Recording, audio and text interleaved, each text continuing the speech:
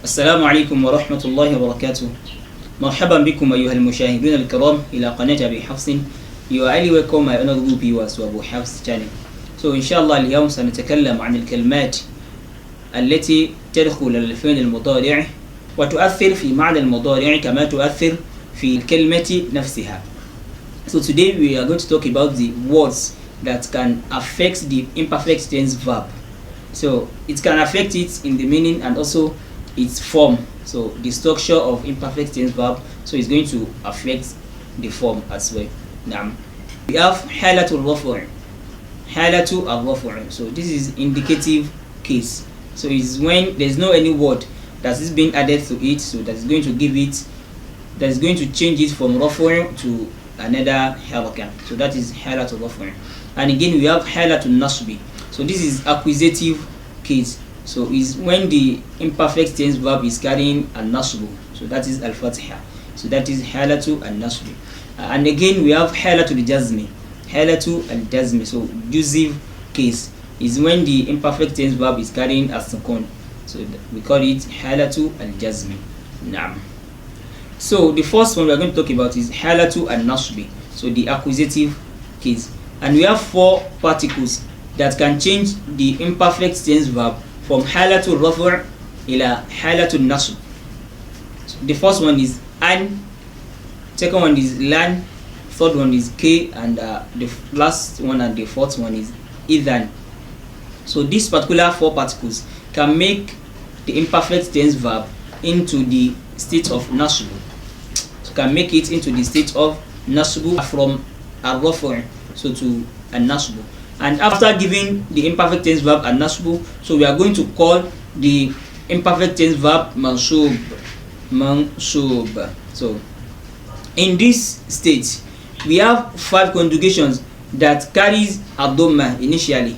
So after being added with lan or k or one of these particular four particles, so it's going to change it to a nasb. It's going to change the dhamma to a nasb.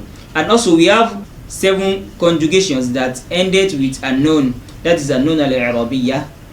So after using one of these four particles with that particular verb, it's going to change the form of the word, and also is going to change the meaning. So and again we have two conjugations that ended with noun, noun domir and noun neswa. So this particular noun we are not going to change the noun, or we are not going to delete the noun. So but inshallah we are going to explain each and every one of these conjugations inshallah. So lan is used as a model to illustrate halatul nasb, that this particular verb, this particular al-mudari is in the state of an-nasb.